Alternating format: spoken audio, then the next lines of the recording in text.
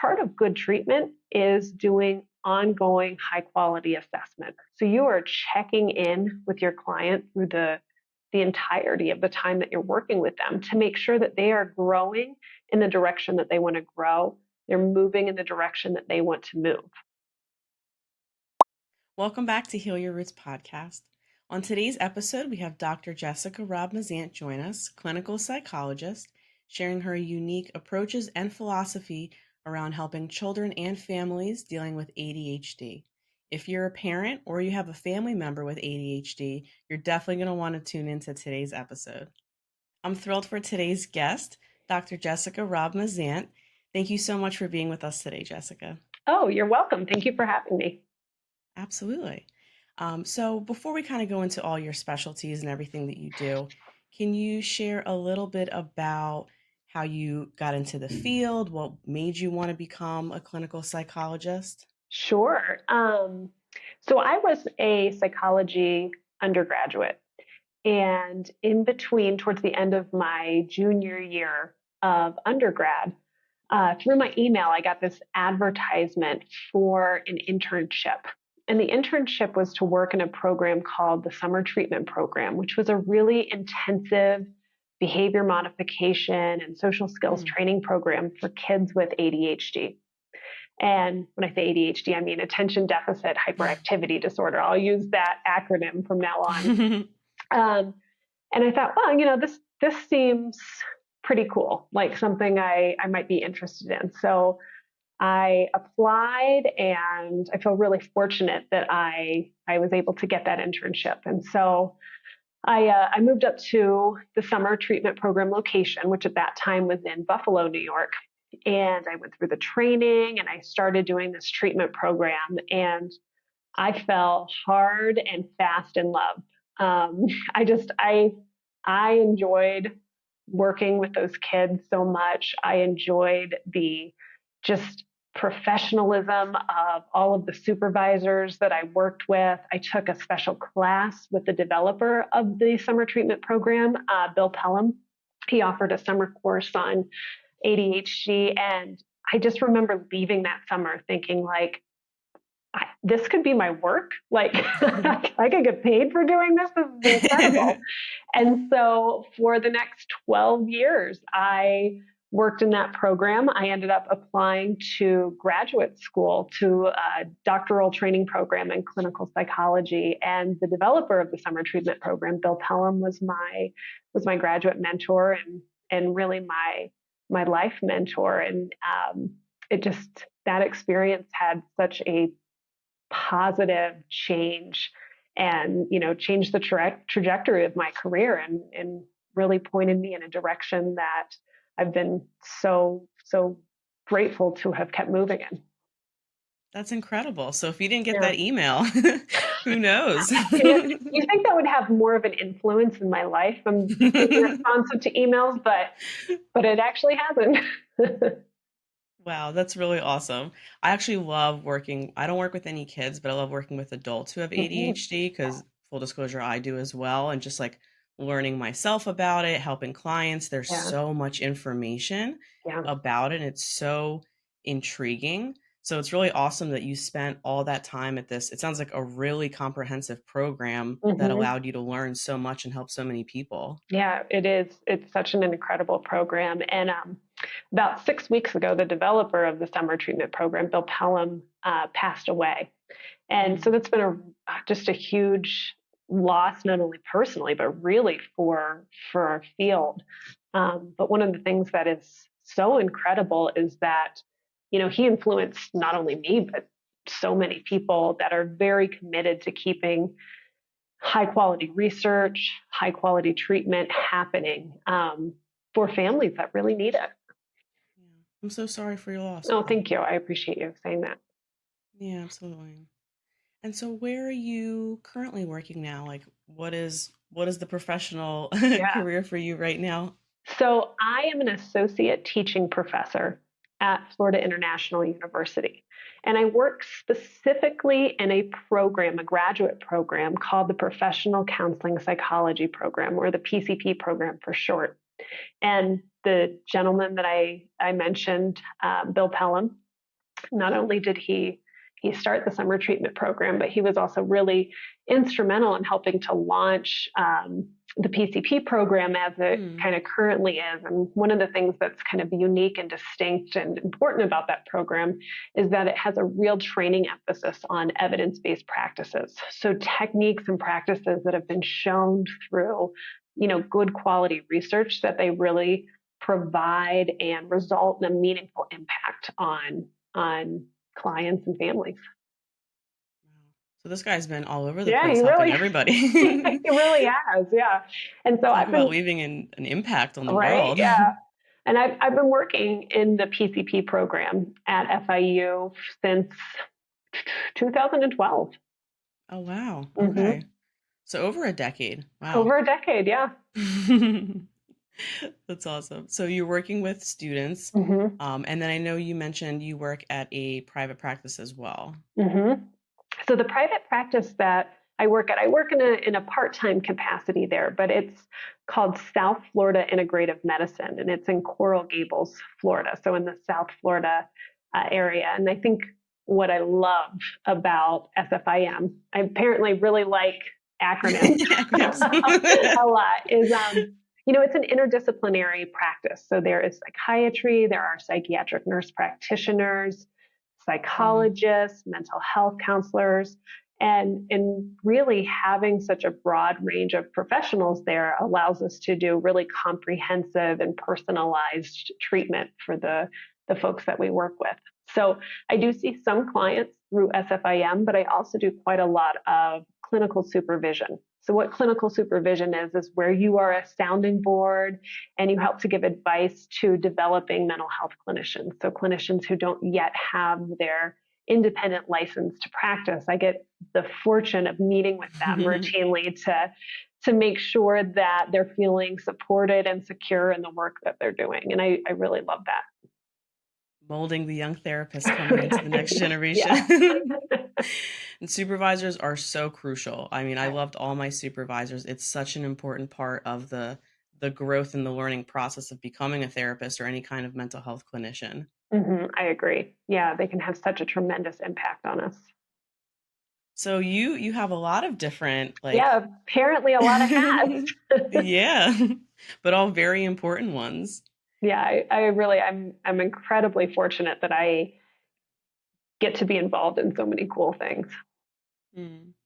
And so I know you mentioned that you fell in love with working with children and teens with ADHD. Can you share a little bit about your approach of assessment, like kind of like from the beginning when you meet with a client and their family and taking them through that process? Sure. So, I think one thing about assessment that is really important to remember and to consider is that it shouldn't be distinct from treatment. And what I mean by that is, of course, there is a period of time where you're getting to know a client, whether that's a kid, an adolescent, an adult, a family, however you define client. You have to get to know them, get to understand them, understand what it is that they want to work on. But part of good treatment is doing ongoing high quality assessment. So you are checking in with your client through the entirety of the time that you're working with them to make sure that they are growing in the direction that they want to grow. They're moving in the direction that they want to move. So I want to throw that caveat out there. But really, I think what you meant was like at the beginning, what are some things that are important? How do you connect with a kid or connect with an adolescent and their family? So kind of staying in the world of ADHD, one thing that is important to do is to really determine not just what symptoms are present for this particular kid, but how do those symptoms impact their life? One of the things that I think is absolutely essential is that the focus of our interventions are really tied to the problems that this client is having in their daily life functioning. And that we are really focused on trying to develop what we call adaptive skills. So strategies or techniques that the person can do to better adapt to the demands of their life in a way that that's going to help them make meaningful connections with other people, be successful in their environments, that should be the focus of treatment. And so it also needs to be the focus of assessment. We have to really make sure that we are explicitly asking families and kids and adolescents where they want to grow. What areas do they identify as being their biggest struggles, and how can we design interventions to help them adapt to the struggles that they're having? And that really is the central focus of both assessment and treatment, not just trying to eliminate symptoms. Gotcha. No, that's really important. And I think that's great to think about because everyone is so different, right? They might all have very similar symptoms, but it may not be an issue for one child because of whatever reason, maybe their family or the way they are in school, or that's just a different kind of strength for them versus someone else who might be having the same symptom but is struggling because of the structure of their environment. So that's, yeah. I so value what you just said. You're right. You could have two people with the same symptom list, but they're going to struggle in different areas or in different ways. They're going to have different sets of strengths. And so you really have to approach each person as just that, as an individual that you need to make sure that you are understanding to help drive the treatment choices that you make. And I'm also wondering maybe the priorities of like the family or the school system, right? Where even if they are struggling or not, which one is more of a priority to work on versus the other as well? Yeah, absolutely. And I think really working with the family unit in particular is something that I enjoy, but it's for that reason. You can't treat everything all at once. And so you have to make a determination about, what skill could they learn that would have the biggest impact on their life? Or what area of their life is causing them the most distress or the most impairment? And making those choices collaboratively about this is where we're going to start based upon what that client and their family is relaying. And so what do you find are the most common, whether it's like the issues or areas they're struggling and then that the family is coming in to treat, like the things that are standing out, like, hey, my kid is struggling with this or that. This is why we're coming to you for assessment or treatment and help. Yeah, that's a great question because it's very infrequent that families actually come in and say, I think my kid has this symptom and this symptom, this symptom, and they might meet, the Yeah. diagnostic and statistical manual definition of this disorder. Like that never happens. Yeah. Instead, what families are coming in saying is that my kid is struggling in multiple areas and I'm worried about their future. So if I had to boil it down to three kind of main areas where I see most struggle, oftentimes kids are struggling in school. Not that they are necessarily failing or are unable to learn. In fact, many folks with ADHD have really developed skill sets and are really, really bright, but they may lack organizational skills or understanding how to prioritize, for example.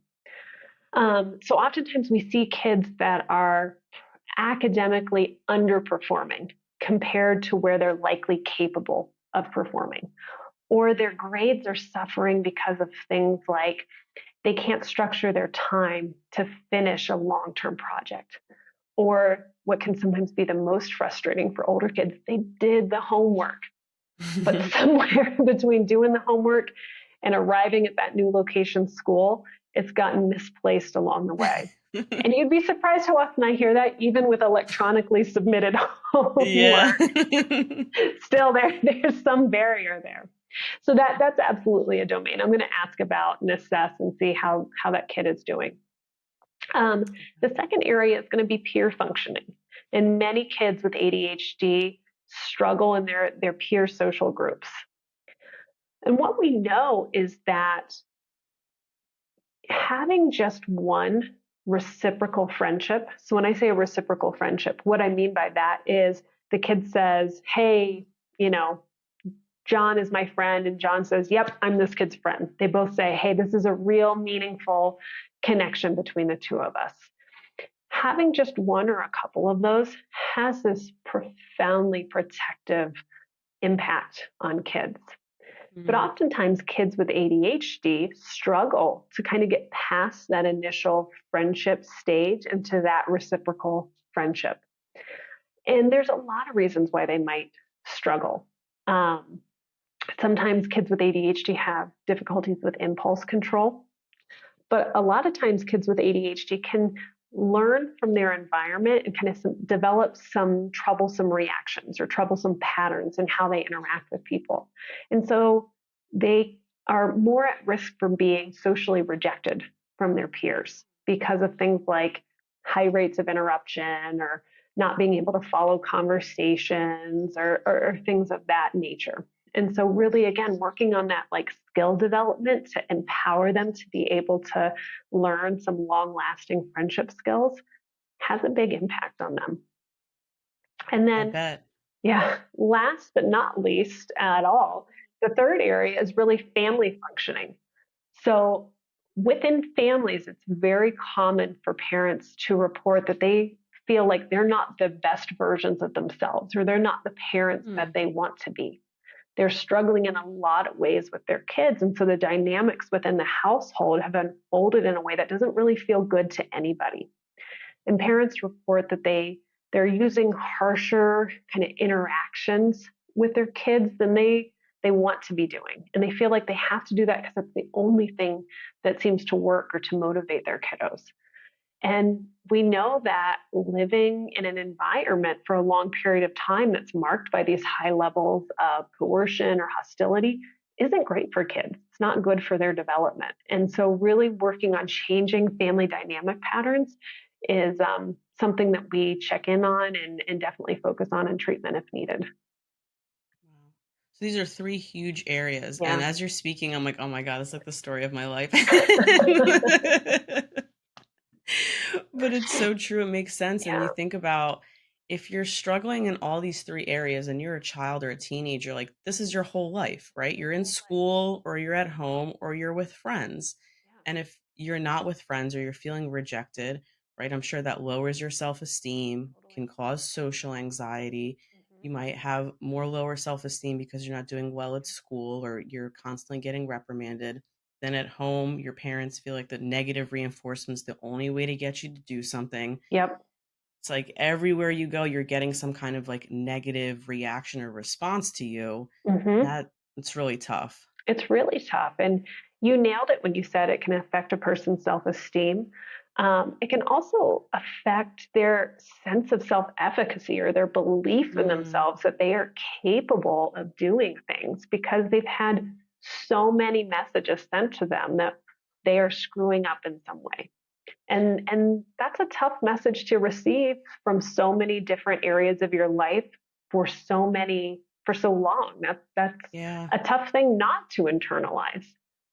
It's Yeah. also really common for kids with ADHD to have something that we call rejection sensitivity. So they can Mm, become really attuned to perceiving or expecting rejection. And so yeah. for a subgroup of kids with ADHD, they can react in really big ways when they perceive that they're going to be rejected or that they are rejected. And Mm, sometimes they preempt it. And so rejection or kind of pushing back against a person wasn't intended by someone, but it's perceived that way by that kiddo. And then they have this big response. So it almost becomes like a self-fulfilling prophecy. yeah. It's you're trying to control it. So like I know I'm gonna get rejected and hurt, so I'm Right. just gonna get ahead of it. I'm I going to get know ahead it's of it. coming, Yep. and then it just creates more of it. And then it kind of confirms the thought, like, of course I was gonna get rejected. See, this is what happens. Yeah. Yeah. Mm. And so when you're meeting with kids, is it do they share like these concerns, or is this more from the family saying like, hey, they're struggling in all these areas, and then the kids are sharing this with you too? Yeah. Well, you're asking a question that I don't know if you're even realizing you're asking, but I'm going to answer it anyway. So, the younger that the kid is, what we know is that really kind of intensive social skills training and Mm, intensive behavior therapy is the treatment approach that works best for those kids.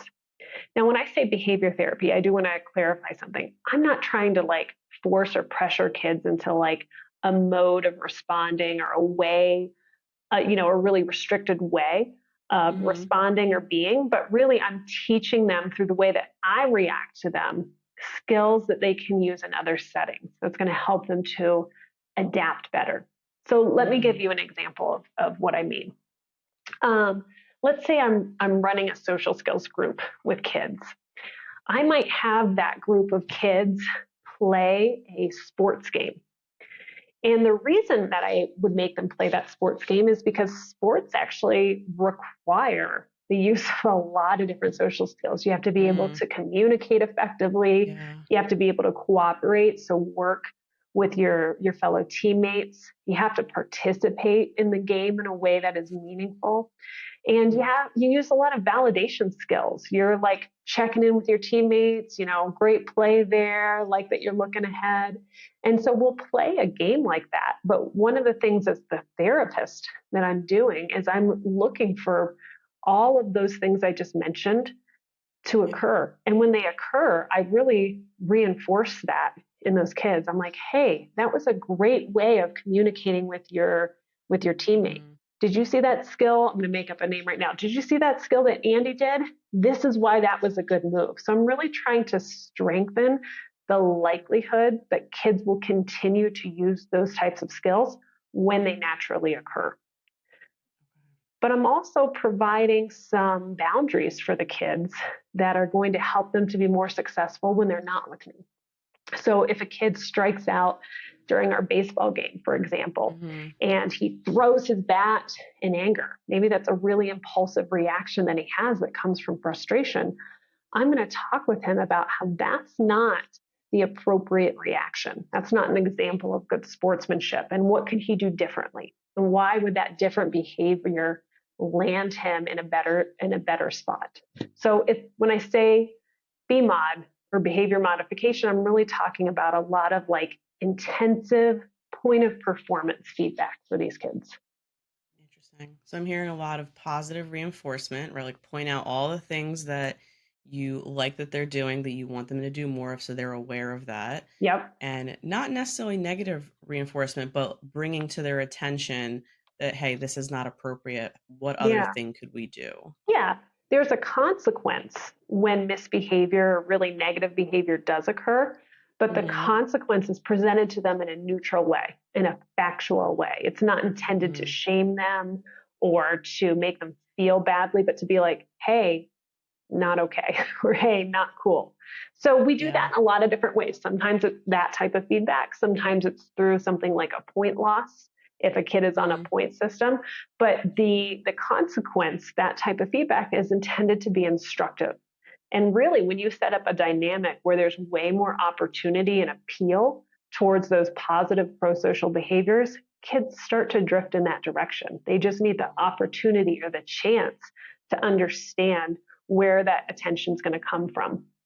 I'm thinking about if they're getting all these negative messages and now you're getting so many positive messages, someone is acknowledging all the things you're doing well, it starts to feel really good. And now you're chasing that feeling that makes you feel proud, you feel accomplished by it. Someone is telling you something good about you. So yeah, they want to lean into that way more. Yeah. When the only way for you to get acknowledgement or attention in your environment is through misbehavior, or you get it so much sometimes without even really being conscious of it, people just lean into it because like that's how I understand that I interact with the world. But when you give kids an alternative, then they have that alternative pathway to start to walk down. And so something I know with ADHD is difficulty with consistency. Right? So even if they're leaning into this, they know this, if they struggle with the consistency piece, is that something you're able to kind of help them with or like navigate that process? Or is that like an acceptance of like, this isn't always going to show up this way? Well, that's a great question. And you're right that consistency can be really difficult. And one of the things, particularly when we're talking about kids or even when we're talking about adolescents, I might tweak this answer a bit if we're talking about adults, but I don't think that consistency should solely be the child's responsibility. I think we need to get them into a great habit. I think we need to teach them skills explicitly that are going to help them in their life. But I think the consistency piece falls upon the adults in their lives.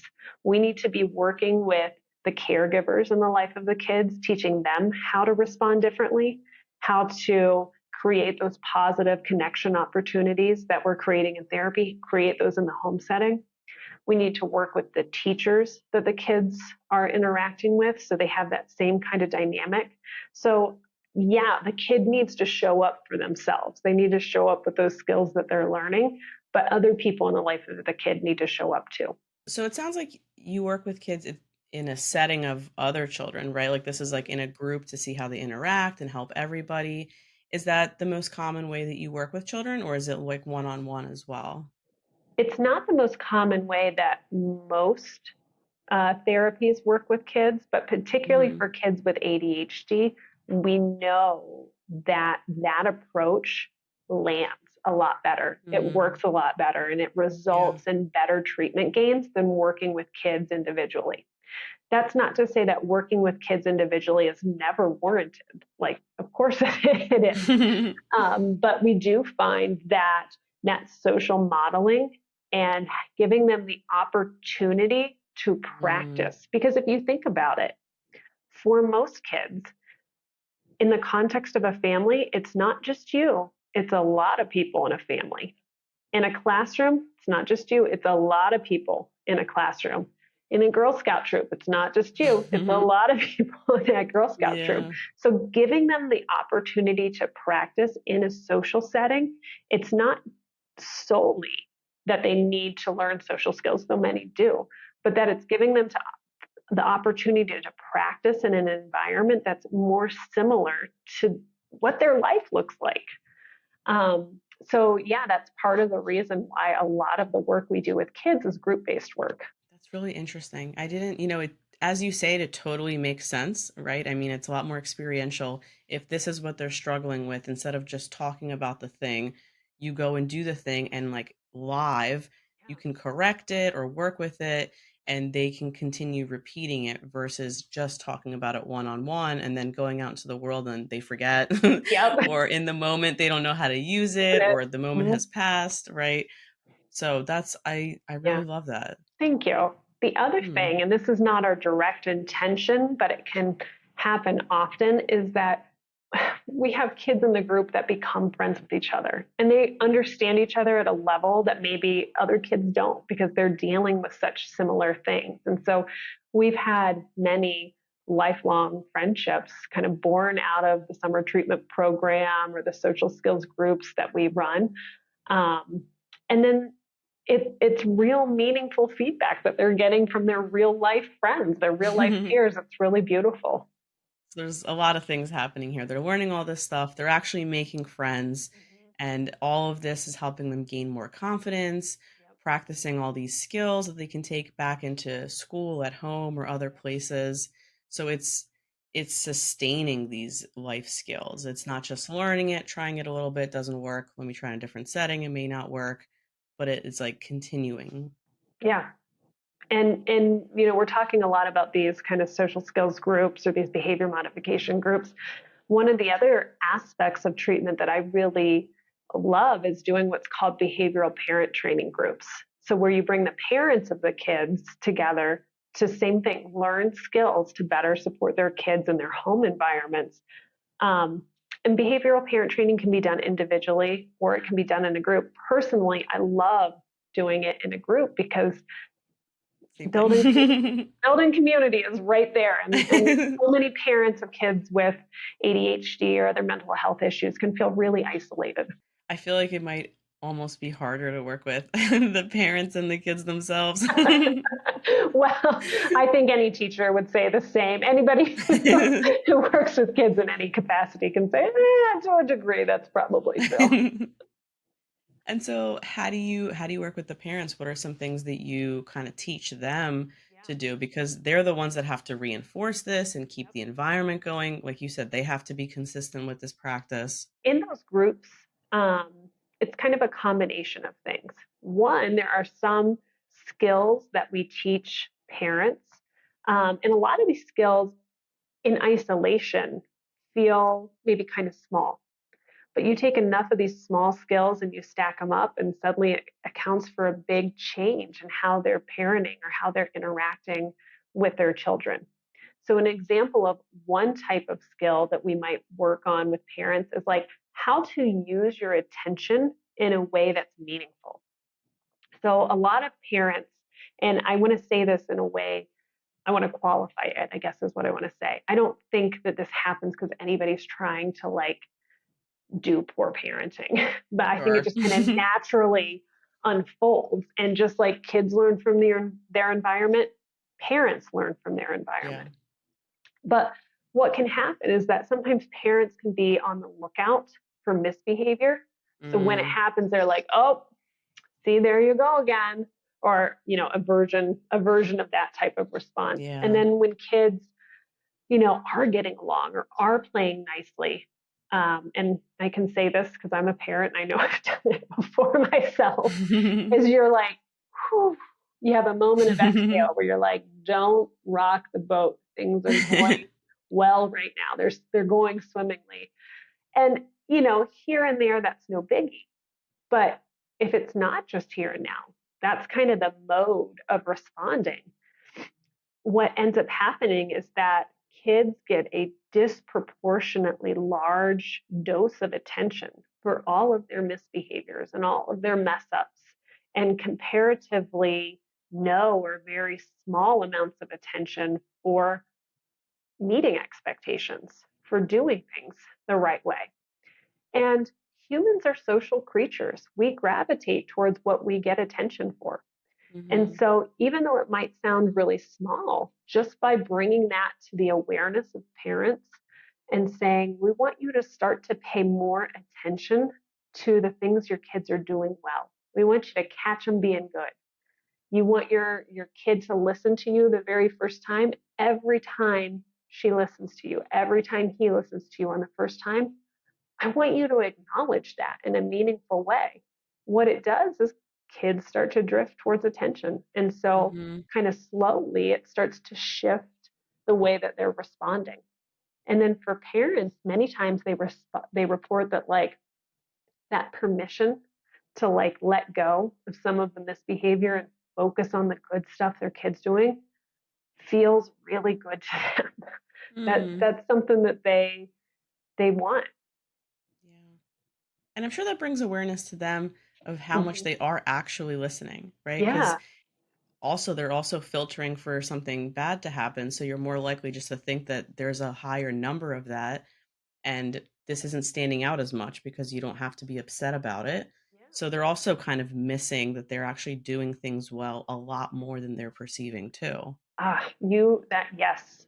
I'd like to underscore what you just said. You nailed it. That absolutely, it's like a giving of permission to like feel like you can focus on the things that you are grateful for about your kid. That Yeah, doesn't mean that mess ups aren't there. Of course they are, and sure. they're happening at a higher rate with kids that have ADHD than kids that don't. We Hmm. know that is true. So I don't want to invalidate the experiences of parents of kids with ADHD. Yeah, But kids with ADHD are still human beings, and we gravitate towards what we get attention for. And you absolutely. also said something else that I'd like to expand on, if that's okay with you.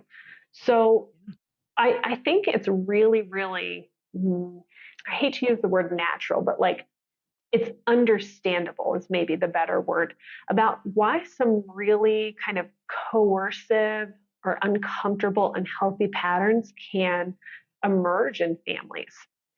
And it's partly explained by what you said about how you have all of this like attention or this hypervigilance for like when are things going to go badly again. So let's maybe contrast a couple of different patterns that we can see in families. So let's say you have a kiddo and parents have to give like, you know, scores, if not hundreds of moments of directions to their kids every day. Yeah. So I'll use, my kids as an example. If I say, go grab your shoes, and they go grab their shoes and start putting them on, and I acknowledge that. And I don't have to like, have a whole celebration for them for getting their shoes. It doesn't have to be like, oh, you're the best listener ever. But it can just be like, hey, thanks for listening. or even just giving them a little wink or a smile, some kind of acknowledgement. Mm-hmm. What the kid learns, what my kids will learn, is that good things come when I listen, when I follow directions. And what I learn is that my kids are like these awesome listeners. And, I have the expectation that when I tell them something, they're going to follow through with it. Now, again, to be fair to parents that are struggling with kids that have a lot of inattention or impulsivity, if I tell a kid to go get their shoes and then they don't, and I look over and they're doing a handstand against the wall, you get frustrated. Totally. Sure. I understand that. But what that can morph into after a while is developing the expectation that they're not going to listen to you. Mm-hmm. And that expectation might be born from real experiences. That is true. Yeah. But what that can start to shift into over time is that some parents are like, you know what? My kid only listens to me if I am firm or harsh or escalate my own behavior. And so instead of saying like, hey, get your shoes, they don't get them, and be like, hey, what did I tell you? Go get your shoes. Over time turns into, go get your shoes. That's the very first thing you're saying to them. And then if that doesn't happen, then the behavior, the response really ramps up in ways that feel unhealthy, uncomfortable. And so flipping that script really, really intentionally can have a big impact on kind of the harmony within the home. Especially if there's multiple children. Yeah.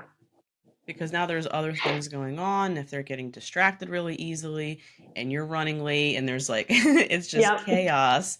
It sounds like the parent also has a lot of internal work to do around frustration management and being able to ground and calm down and be patient. Because it sounds easier said than done, but in the moment, it's just you got to check yourself as the adult too, over and over again. Yeah. It takes a lot of effort to change patterns in the family, but any amount of effort that we put in is almost always worth it.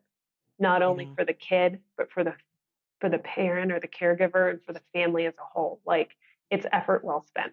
And it's so interesting. It kind of hits personally, thinking how you're saying that they end up doing this negative reinforcement, thinking this is the only way my child will listen. Yeah. Right. And that's how my parents kind of raised me after a while. Sure. Was just being a lot more stern. Oh, she only does things when there's negative reinforcement. So that's the way it's going to go. That's what I got to bring to the table. Yeah. Yeah. And so the expectation is I don't want to mess up because I don't want to feel shamed or yelled at, not because I want to do a good job. I'm scared of getting in trouble. Yeah, I want to avoid this aversive interaction that's going to come. And I'm wondering if the parents, they're trying their best, right? If they're also being conditioned. If that's the only way they get their child's attention is they finally do the thing after being yelled at or raising their voice, then it's oh, it's working. I think it all happens really organically, naturally, and to a level, I don't mean unconsciously in the way that some people mean, but I mean without noticing, until suddenly you just are why am I yelling all the time? and then you might have to answer the question for yourself. It's the only thing I know that works.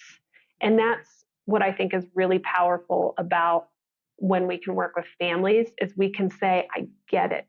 And I understand so far, this has been the only thing that works. But let's come at this with some other strategies and some other skills. So now you have more tools that will work. And you don't always have to go back to that thing that you don't feel good about and your kid doesn't enjoy experiencing. So it sounds like one of the main ones is really leaning into that positive reinforcement, trying to catch them do the right thing over and over again. Yeah. What happens when it doesn't work, right? Or it's taking a lot longer for that positive reinforcement to work and they're continuing to do something they're struggling with, the time management or disorganization, right? How to create a consequence that's not harsh, but can help them. Yeah. Well, I think one of the things that's really important for parents to know at the outset is that we might work on one skill at a time, but we're not only ever working on just one skill. praising your kid or using positive reinforcement, if that's the only tool that you're using, you're right, it's not going to be enough. It's a critical skill, but it's not the only skill. And so we're going to work with them on other skills, like how to give directions in a way that they're more likely to be understood, how to use reward systems for things that are really hard for your kids. And then we're also going to work on consequences, but not consequences that are harsh or make a kid feel shame, but are consequences that are, there's a phrase that I use a lot, which are natural and logical consequences. So how to use consequences that seem really kind of expected or clear to the kid to teach them, hey, this is a boundary. The behavior that you're doing is not okay. Here's the alternative that we want you to do, and here's why the alternative is better. But yeah, when you break one of those house rules, or when you do something that violates the autonomy of somebody else, there's going to be a consequence for that. But the consequence is not going to be demeaning. It's going to be natural and logical and kind of matched to the situation. I hate to use this phrase, but it really fits in this moment. Like, the punishment has to fit the crime. The crime. Yeah. Yeah. I hate totally praising kids' behavior as crime, but you get what I mean. And this is for the adults, right? This is for them to get it, to understand. Exactly. No, that totally makes sense. And it makes me think about, like if someone is doing something wrong or struggling, you don't want to continue saving them from it, because then they're not going to learn the consequence. True. Yes, that's a great point. So it's letting them experience that negative consequence and then feel the natural feelings associated with it, but not you shaming them and not you screaming at them as the consequence. Like, that is not the thing that happens because you did something bad. Yeah, exactly. Man, do you work with any immigrant parents? Because this I do actually. This sounds like the hardest thing in the world for them. Sure. As an immigrant. I can appreciate that. And, like I said, I am working in the South Florida area. I don't do much direct work with South Floridian clients right now. As I said, I'm doing more kind of training and supervision, but I've done a lot of work in the South Florida community. And yeah, there are a lot of families that have moved to South Florida from other countries, and they bring with them their expectations, their parenting norms, their cultures, and you have to respect that. You can't come at people with like, hey, I've got the one way that's going to work, and anything different that you do is automatically wrong. No, there are beautiful elements of so many cultures. And I think one of the things that we can do is we can say, okay, here's the skill. How do you make this work in a way that's meaningful for you, for your family, for your community? You don't have to do it like I do it. You have to do it in a way that feels genuine to you. And it's more about applying it than it is like doing it in one kind of exact fashion. Sure. So customizing it within that culture, within that family, their level of positive reinforcement is going to look very different than someone else's. Yeah. This has been really eye-opening and insightful. Oh, I'm glad to hear that. Thank you. Yeah. Are there any other tips for whether it's parents or kids that you feel like are kind of common that we might not have went over for people who are listening that might be struggling in this area, whether it's like at home helping them or outside of school? Oh gosh. Yeah, there's probably so many that it's hard to even identify one.